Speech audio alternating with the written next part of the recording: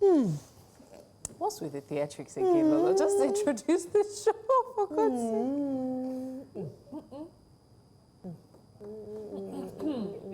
Lolo, today, please. No, I'm sure, no, blessings. I'm sure she's looking for some basketballs.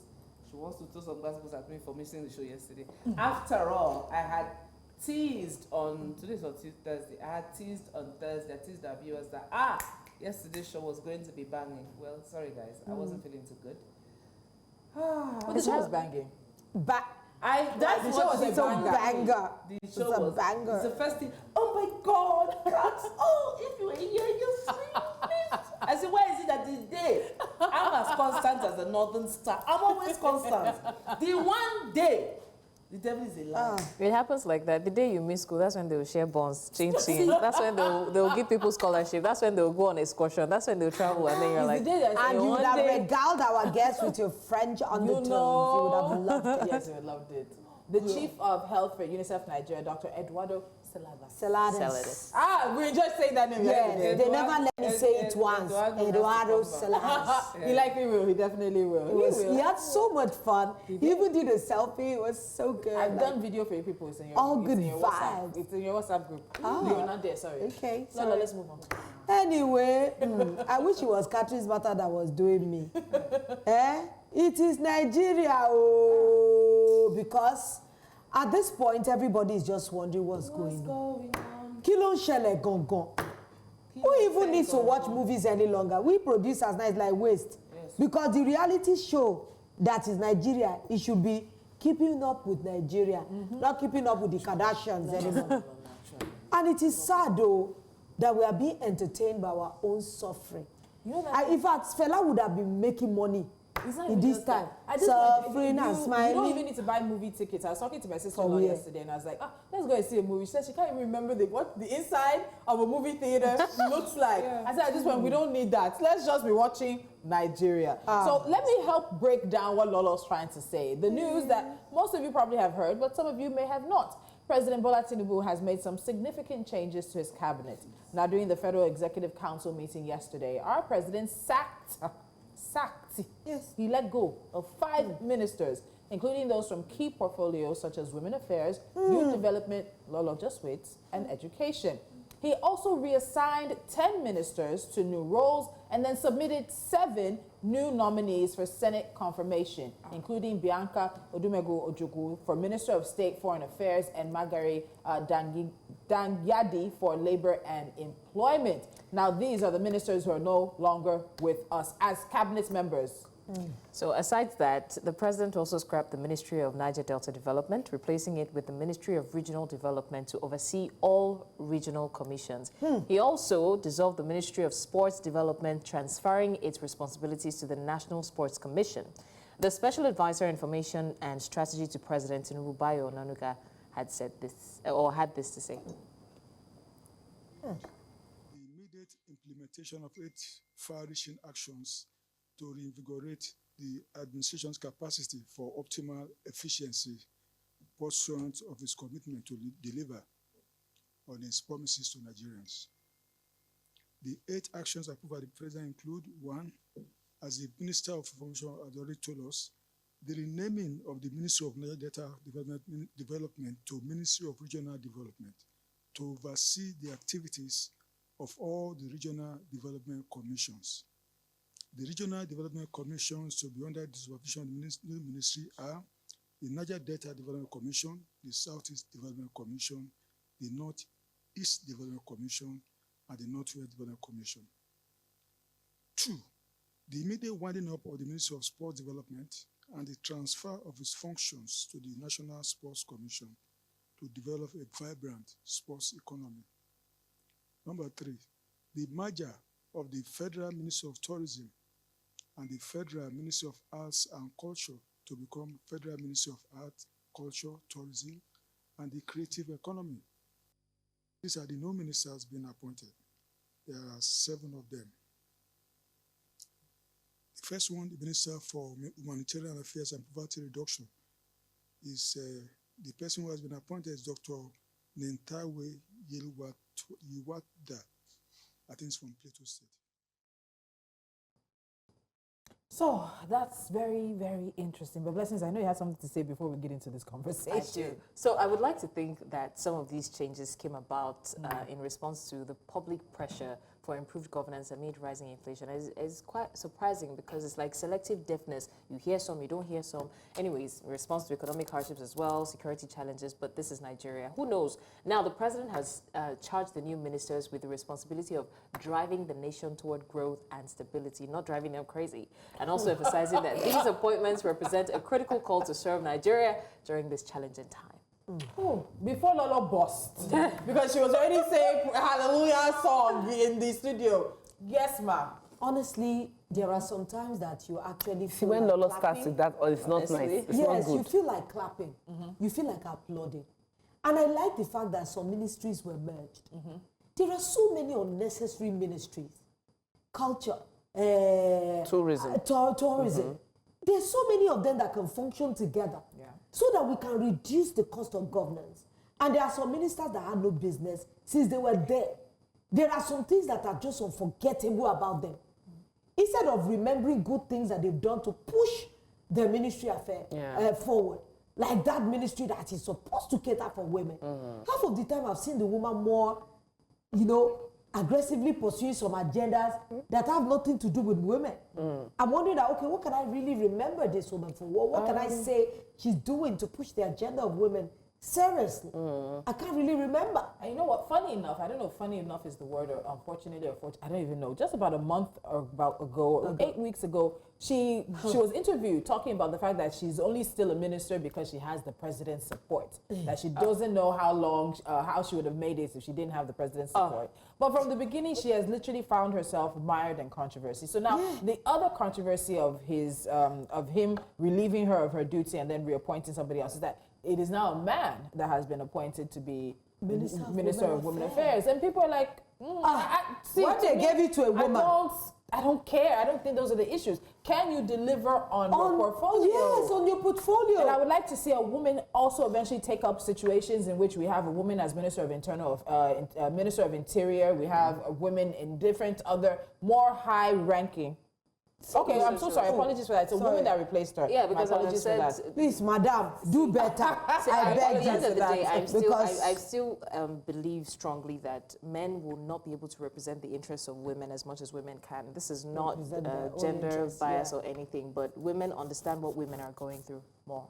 Are you sure about that? it's not about gorgeous pictures. It's not about profile pictures. So I think at a It's certain about level, work. when you get to like this, I was going to say political level, when you get to this governance level, you need to be able to deliver. Who delivers at the gender of the person who delivers their portfolio? I don't think it should matter. I understand what you're saying, but we've had them. What have they done What for have they us? done You for see, the us? thing is, even if you have a man, it also depends on where the person is. For you to occupy a ministry for women affairs, you have to reach a certain level of intellect, of understanding of the woman. I don't care whether it's a man. Engagement as well. I don't care whether that's a man who's at the helm of the affairs or it's a woman. I frankly, do care. I The helm don't of care. that affair, I do care. I Because I don't actually think that I believe will see a that man a woman- advocating for maybe free sanitary Well, pad for girls because, What if he understands? It Or makes what if he exactly. says He there's a lack won't of- understand it's as not much. about that. If You women already- are advocating for, let's say, one day or So because of the wait, period. Inequality in government. Meanwhile, this is not what I wanted to talk about. Wait, I apologize. It's someone I'm that the one wanted who to started this comment. because I had it wrong, but it's a woman who has replaced her. So please, let's look at the other part. I apologize because I'm the one who started this. the wrong thing. So it's a woman that. Okay, it's a woman. So even if it's a man, it's a woman that's taken over. But They we say always it's a woman. Yeah, It's a I woman. know it's a woman who's taken over that ministry. But at the same So time, even if it's a man pushing again. that envelope, I'm saying, how many? We always talk about women supporting women. How many women have really, really supported women in wherever capacity that they find themselves? If you are How a many? woman and you are delivering, I do not think it's about. See, let's be logical. Ladies, I am the one who started this issue. No. Let's Meanwhile, be logical. I want us to go back to and the the- cabinet reshuffle. Thank job you. now. I am just. I'm happy that the president was strong enough to be able to sack some people. You were? So, as in, I was happy that he was able to sack some people. So that means everybody in their ministries would be shaking. Would that they? I am panic not- has fallen on our necks Because every certain time. people who have also been, there are people who work within these sectors who are not very happy. one of the ministers that people were expecting to have been let go was the Minister of Marine and Blue Economy. I've spoken to people in the sector, and they're very unhappy. And maybe some are still coming. I would hope Did you see the coming. rejoicing in different ministries? But does that tell you the truth? So sorry, Catherine. So Lola was referring to the videos we saw of certain jubilations. Does that tell you the truth? Because we also know about issues with civil servants. I know civil servants can be funny. Does it really tell you the truth? It might not tell the absolute truth, but it still means that there was something about you that would make people rejoice that much. Listen, guys. Yes, sometimes. Lola says she's happy that everything. the president finally was strong enough to make this decision. My sister, I'm inclined to disagree with you on that, but you know, respectfully so, because for me, listen, if you want to reshuffle, let's take a look at all the ministries that are redundant. You putting 5 people on the table and saying, okay, this is just to give, I feel you just want to give Nigerians something to hope for, something to look forward to, something to placate us. That is not, my dear, if you want to do this reshuffle, can you just put everybody on the chopping block and examine and evaluate their performances? So what have they done so far? It's not a start. This is what this can be a start. It can be. I beg you, it's not. No, it's not. It's not any start. Okay. It's not any start. If you want to do so, this is not what we need right now. If we want to sit down and decide that which ministry is messy or which haven't lived up to par, there are many. Minister of Livestock Development. We want to develop livestock in the country, for example. Why is it not under agriculture? Do you understand? Yes, like this one now. What is this? Minister of Livestock Development. Can totally be merged. That's what I'm saying. So if you want to do something holistically. Don't just select something and say, let's show the people that we actually, you know, we hear them. And Blessing said something, that they have selective, exactly. You decide what you want to hear and what you don't want to hear. My dear, if you want to do something across board and do it fairly and justly. My problem with that is if you're saying, okay, holistically put everybody on the chopping block and then remove some, replace some, the one that you're replacing them with, are they also, do you know if they will That's what I'm saying. So why are you president if you cannot be assured that the people you're picking for situations and you're looking for the round pegs and the round holes will deliver on the job? You know that this is we're doing 1 year probation for ministers. It's not just about capability when it comes to ministers and all these kinds of things. You know a lot goes into these things. Every region will want representation. Every state wants. So it's so hard for decision making. I want to commend him that he was even able to even do this. No, there's no need to commend him. There's no need to commend him. There are more to come. Listen, for me, it is only time that will tell if Mr. President made the right decision with these appointments. There's nothing to be happy about. I would also really like to see the National Assembly actually grill or interrogate or question these nominees when they come before them. That you may bow and go thing we do is just not cutting it anymore. But we need to keep the show moving. When Jasiri returns, we bring you the latest on the assault of a teacher at a school here in Lagos State. News Central's special correspondent on investigative journalism joins us with the details. Stay with Jasiri. This is the place to be.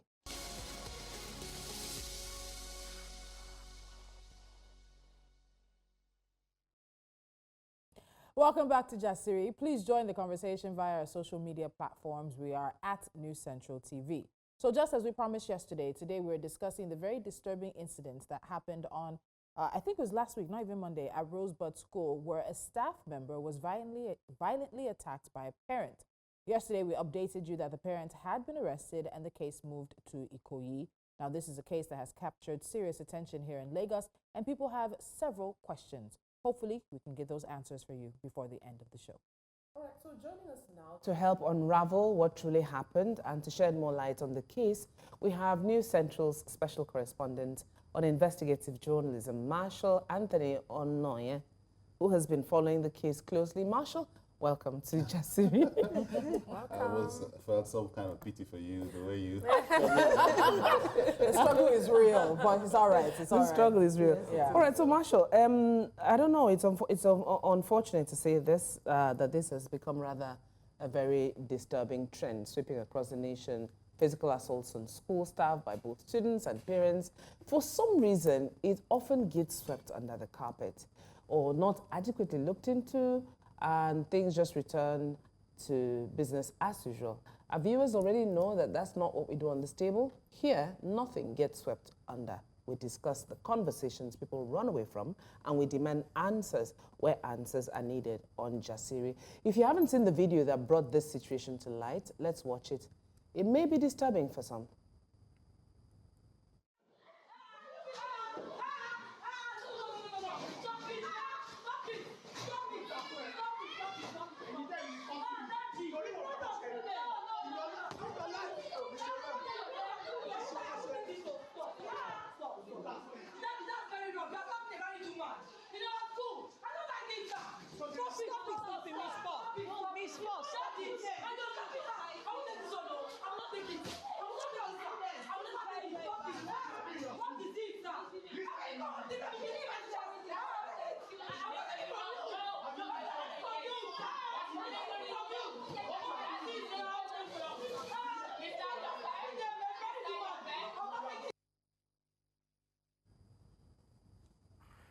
Wow, that is quite Disturbing. It's quite disturbing to watch, honestly.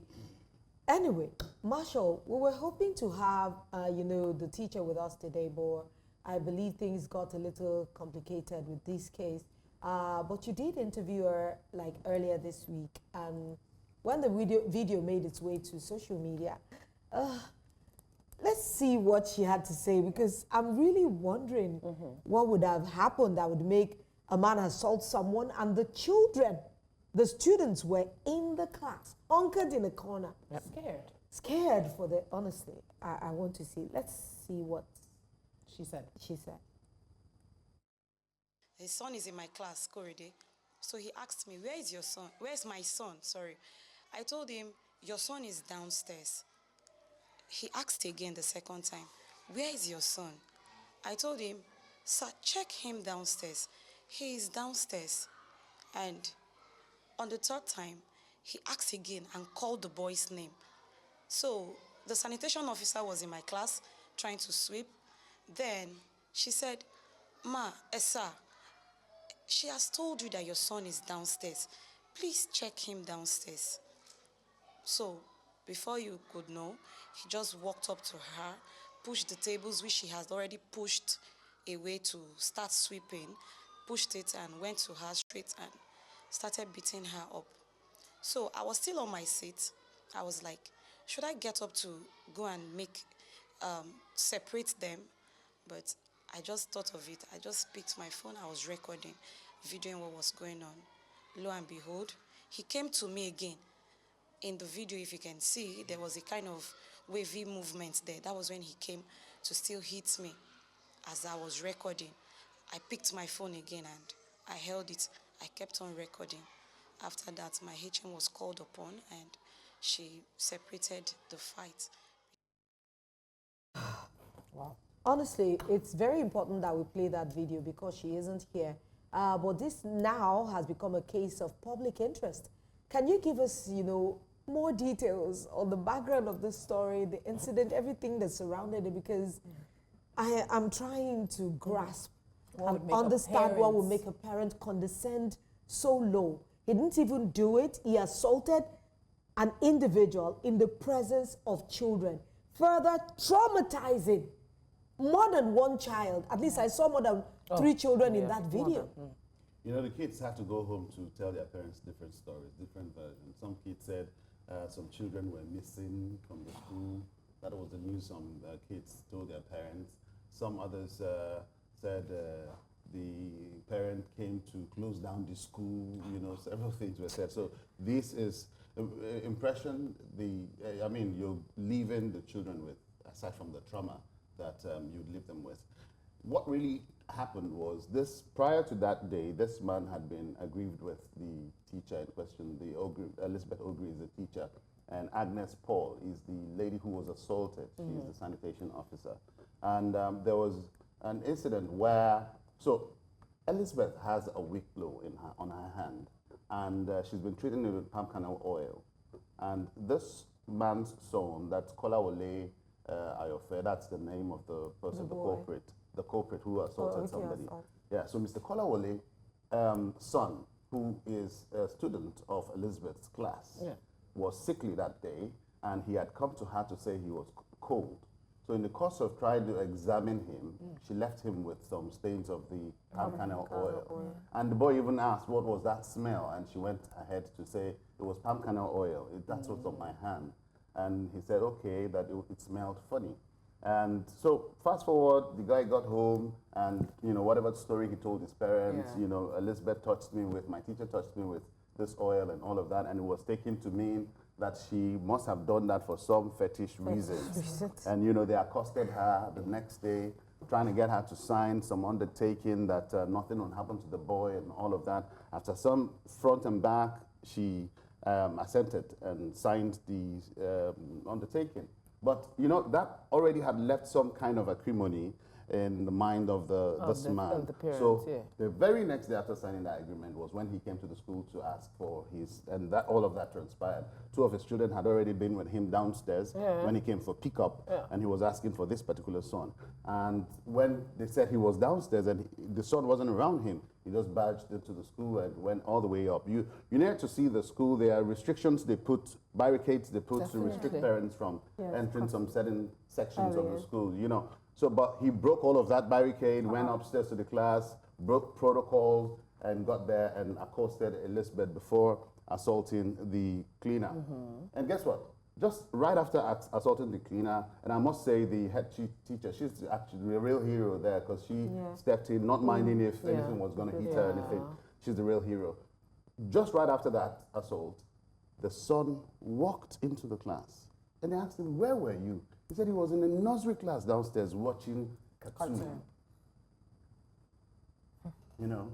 So that's what had really already caused the happened. scene. Okay, so you've answered what was going to be our next question because where was the son? Where was the son? And any parents would want to know where their child was. And I think that's a formula a lot of schools use after school. You now, all the kids have not been picked up by a certain time. You gather them downstairs so teachers can do what they need to do, cleaners can get sorted. It happens in my daughter's school. But this video has been very disturbing to watch and there's been a lot of conversation. So after the assault, we understand that the parents in question stepped outside and he made a phone call.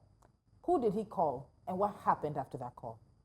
Well, we heard he called his wife, who happens to be within the police formation, and sent out a Distress call. a distress call, and then she on her Sorry, own this was platform. after the son was found, after the son walked in, after Yes. the assault. So he Thank needed you for clearing that up. to claim something, whatever, because he knew the extent to which things had gotten very bad. So he called out and said, "Look, I was beaten up. They ganged up against me and beat me up. No. And What, with these Rosebud obvious School, evidence? You know, well, he didn't know that. He didn't see That the coming. video? Oh. Yes, he didn't see that coming. So he had called his wife, and of course, any spouse will be very furious, especially if you've got the powers to, move some authorities around. And so she radioed and men were deployed from the Demon Police Division to the school.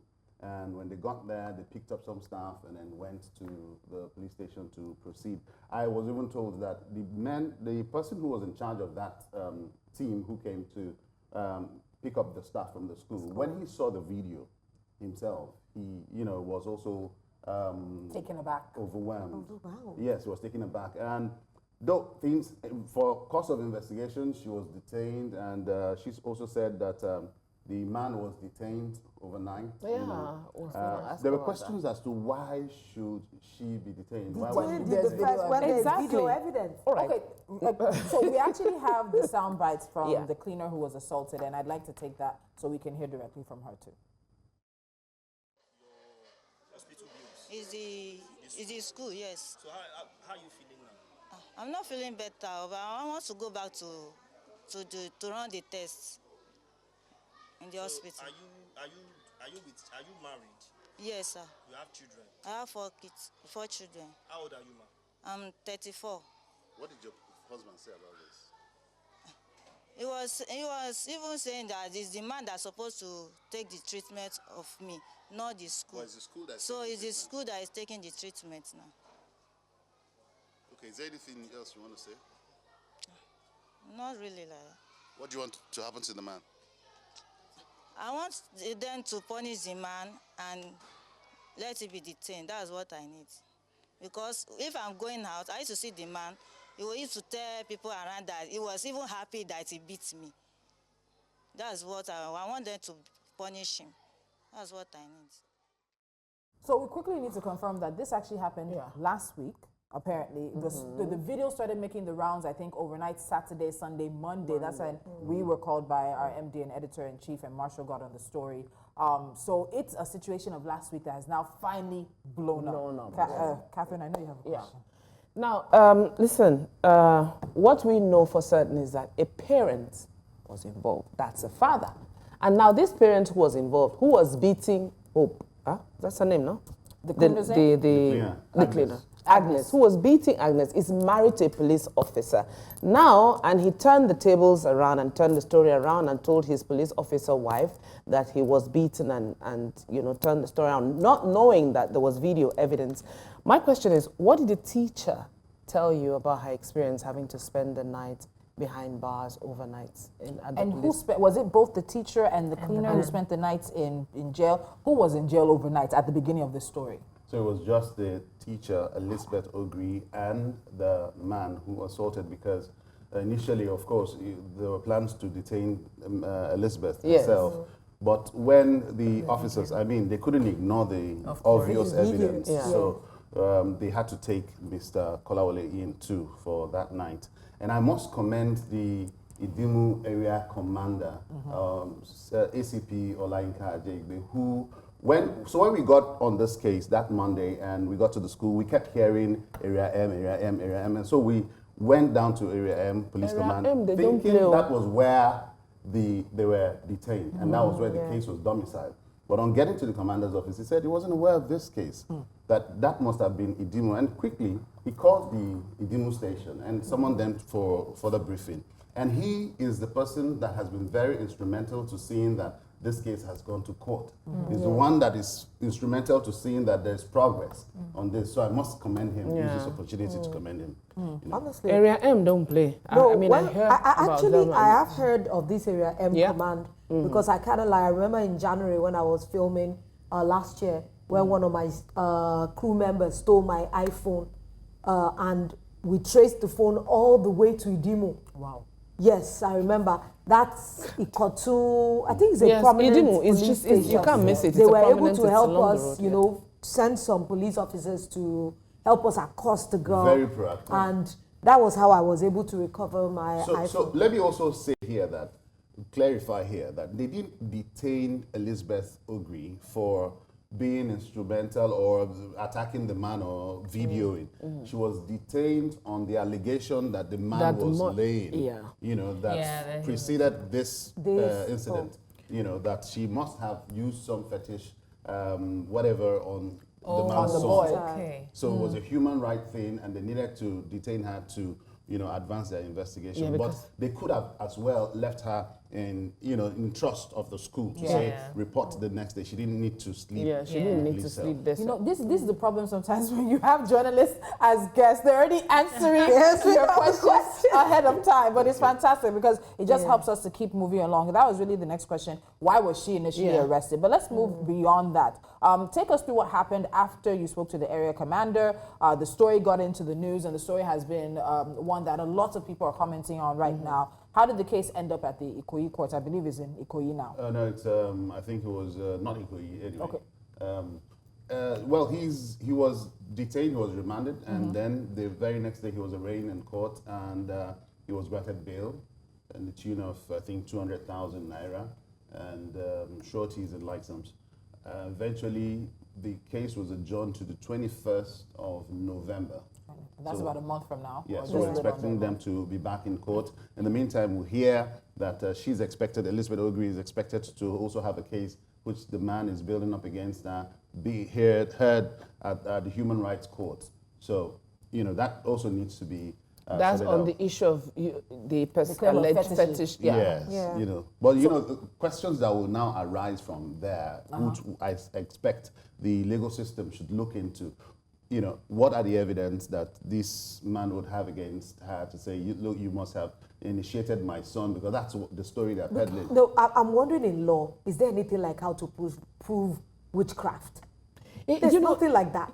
For me, it's not at least that if there's a stain, the oil stain or something. And so if somebody stained your son's shirt, maybe he was eating and he poured oil on himself, how would that become a criminal investigation or something that, you know, there's so many things that we emotionally just allege. For me, It's just like I said, the way Catherine stares at me. That I have a crazy aunt that if you look at you, she will say you're throwing out arrows, spiritual arrows. So if we go to a court of law, how would you prove that? Staring at someone. You know, those or pouring. But how about the document that she signed? Because when you said that, my ear went, Undertaking. What is that undertaking that she signed? That Should she have signed that? Because if anything happens to that son, that boy within this period. What did you cite the undertaking? Are we able to understand what was the inside? school has been wanting to be from the first day. They've been wanting to be quiet about Of course, this. cover it up. We asked for the undertaking. We've not been able to get it. Even Elizabeth Ogre herself doesn't have a copy, but Of what she signed. Come on. But we hear that the head teacher should have a snapshot copy of that agreement or undertaking. You know, the undertaking, as much as she didn't want to sign it, but there was pressure from the school to say, look, it just says nothing will happen to this boy, and if anything happens to him, you'll be held responsible. That was the line she didn't like, that she will be held responsible Because for right now, my daughter has a anything. cough that she picked up from her classmates. So you're telling me if he picks up a cough now, for some reason, They're gonna say it turns to something else, or maybe they end up in the hospital say for a that viral she's the infection. cause. They're going to point the fingers at her. And Interestingly, based on that, that's evidence enough in court because something did happen to him, and you said they should hold you responsible. I don't know how the law would... If it would stand up. Yes, well, you know, the man is already... We're hearing that... well, I can't confirm that. But what I heard from the school in court and what the man was saying, that, you know, she pinned him down, was doing incantations, rubbed his head, rubbed his body, and all of that. me? So, How old is the son in question? I think it's about 4 or 5. Please, I just want to So ask. who's going not to, sure who would his then age. testify as to this alleged initiation? Are we going to put a 4 or 5-year-old on a stand to talk about him possibly being, him allegedly being initiated? Does the family really understand the weight of what they're carrying on right now? How are we even sure the boy said that? The man can as well just make anything up Anything right up now. to save himself at this moment. And what do and we you do know- about schools? Because these days, there's so many things that happen in the corridors of the school. We still know about the Dowen College thing that children have died in the premises of their school and there's no evidence whatsoever. Is this not something that every school should begin, or maybe the law needs to mandate that every school should have CCTV cameras inside the classrooms? Maybe not in their private areas like their bathrooms, but I would even say in common areas like the bathroom corridor. Maybe not inside the bathroom stall. Because this kind of thing now, most of this school, you hear where this school is located. They want to be able to keep their school away from the public eye. They might begin to investigate now. You find out that they have no license. There's so many things that can come out from it. And they'll be trying to, you know, safeguard themselves. Piggybacking on what she said now, I'm looking at how has the school been able to handle this, because like Lola says, they may not want to bring everything to the fore like that. They may just want, listen, please, we don't want our name out there and all that, because they don't want the torchlight being shown on them. But how have they been able to handle this? Is the teacher back to work? I mean, you know parents, we are plenty. By the time we hear this happening in school, mom, meal. So how have other parents perceived and been able to move past this? Before I answer that, let me take that 4 or 5 years. I said, let me take it back, because Elizabeth is the teacher for basic 3 class. And I don't think he would be that old or that young to be in that class. In any case, your question. Well, parents perceived it differently.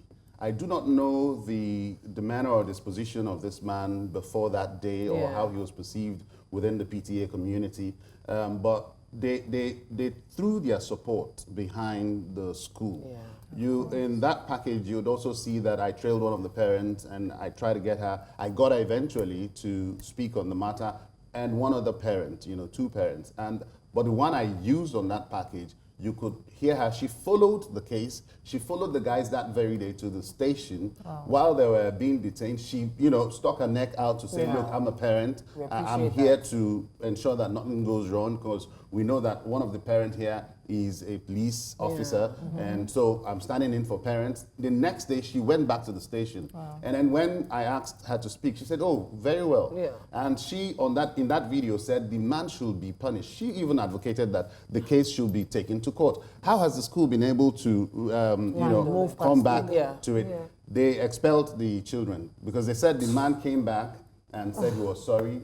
I can't confirm that, but the school said the man came back and apologized. I remember it's not one child; they have three, Yeah. two girls and a boy, right? And a boy. In So the he school. came back, apologized, and then, but the proprietress, who isn't currently in town, somewhere overseas, had called to say, no, well, we thank you for your patronage so far and all the trouble, but I think you should leave the school. So all of these now in public domain and in court and all of that is not the school that is pushing it.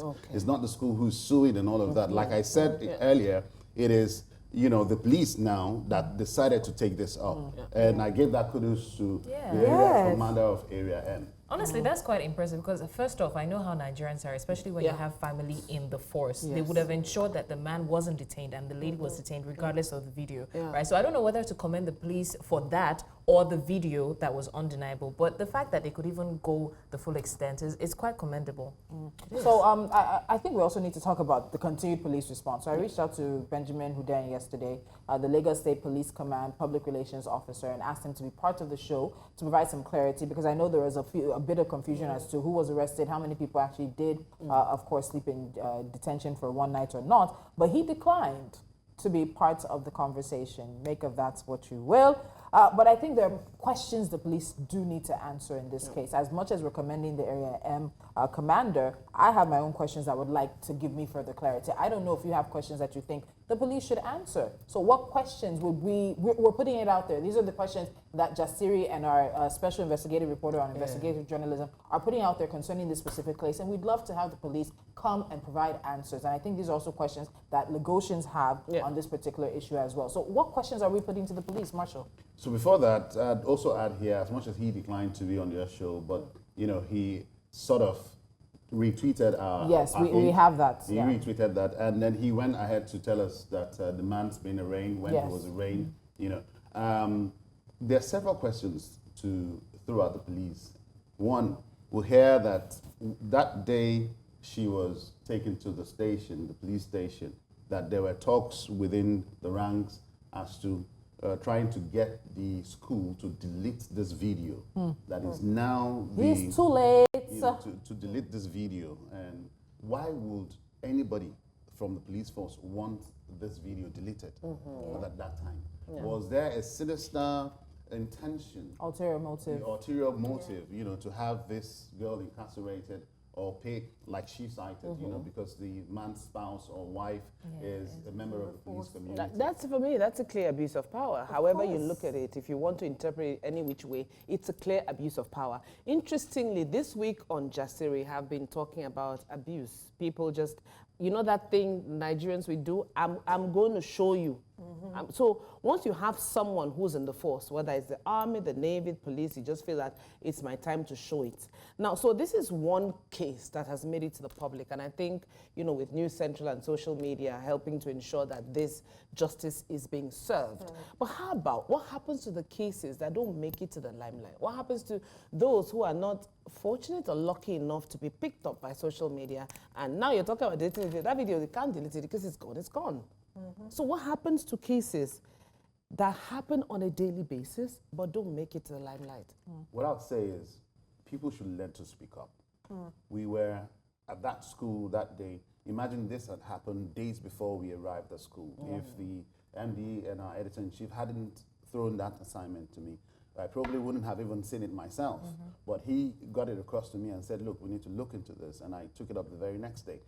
But on getting there, they had put up a barricade to say they want it all hush-hush. I mean, Lolo spoke about the trauma, the effect of this on the minds of the children. Those and if you say that you're really a mind-building, grooming, future leader, grooming institution, and then this kind of thing happen, and you are not thinking of, you know, taking it to the law and making this man pay for what he's done. Yes. I mean, how would you then justify to say that you're an cannot keep organization the that children. groom children? So people should learn to speak up. They shouldn't wait for News Central or social media to come do justice to. But You know, I'm looking at- Are we realistic? We understand how difficult it is to speak up in this country. She talks about either Navy, Army, something. We had the story, was it earlier this year, of a tailor who was picked up and beaten in Abuja. A photographer. Like, if you want us to count stories, we can count Yeah. stories. And it's because people don't any longer trust the justice system.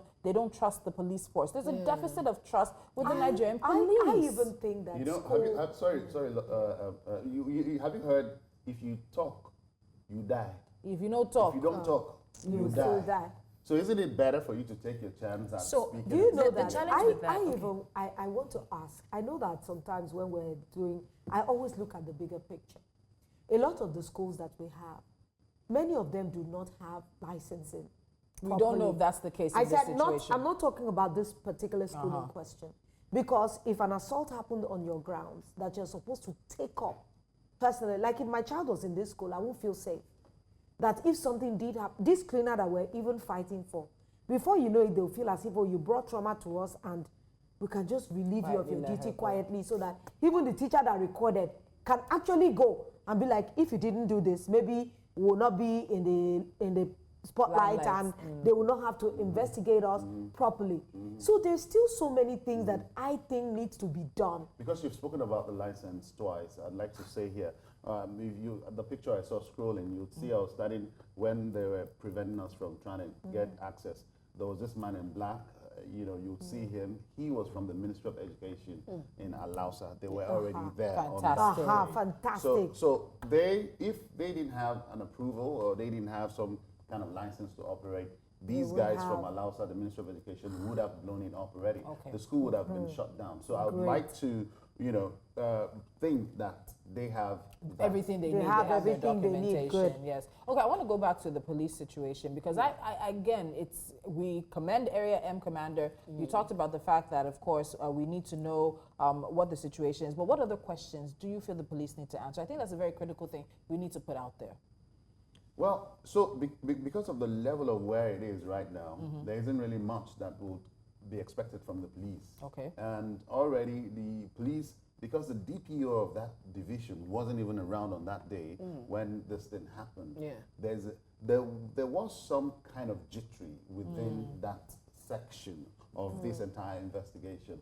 But for the authority of the area commander who asserted his office and saw that this went to this extent, I'd say that it has gotten away from the police. Okay. It is now in the domain of the judiciary. parties, the judiciary, the parties involved, and then of course the public. You would still hear rants going on and on. Before now, you would see that when the video made, you know, public, you'll see the comments on that video. Asking, what did the teacher do? Exactly. I saw People didn't many of focus on the that. assault. They didn't focus on what was happening to the victim. They just focused, they assumed that, in fact, someone said, you know, even beat Tamarish if for breaking head. That is an assumption. And it comes back to what Lola was saying about the experiences people are reciting about the children's schools, the things we're seeing. So there's also now a shift where it's like we're already assuming that if any situation happens with the school is already guilty.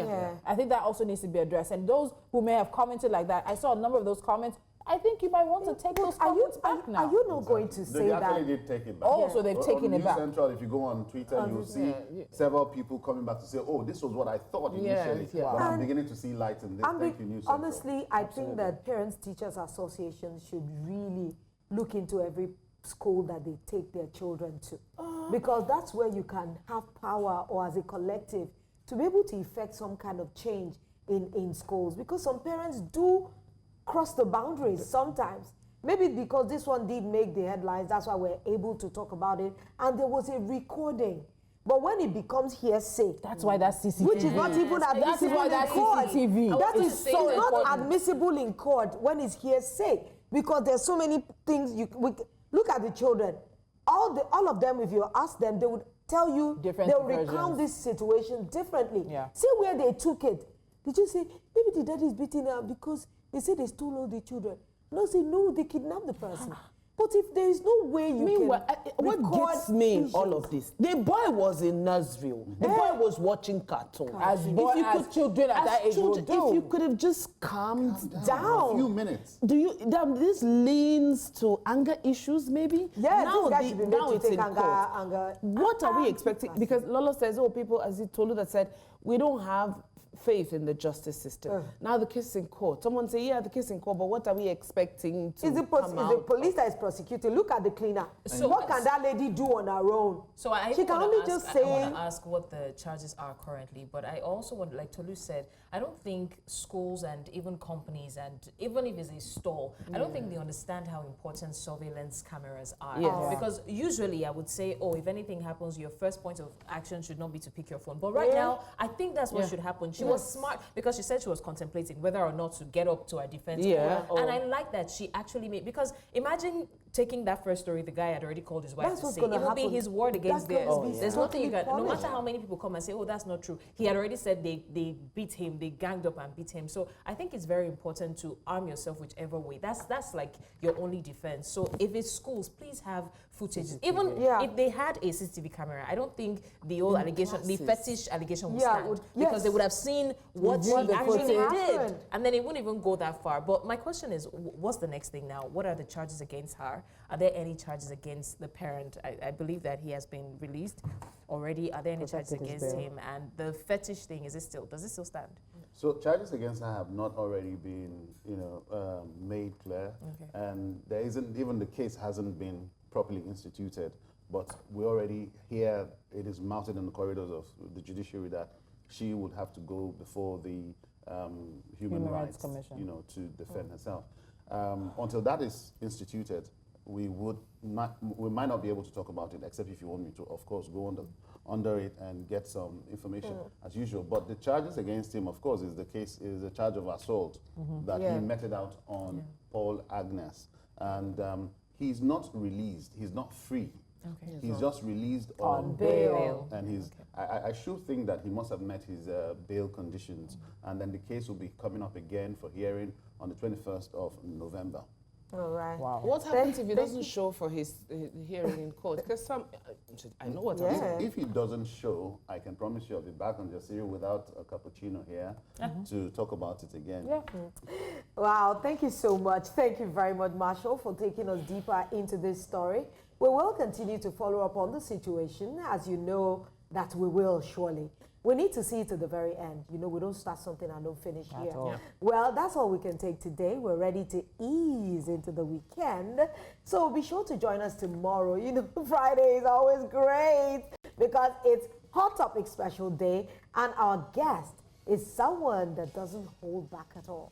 So you don't want to miss it. You've probably heard the voice on radio and his lyrics on the mouth of some of our favorite rappers.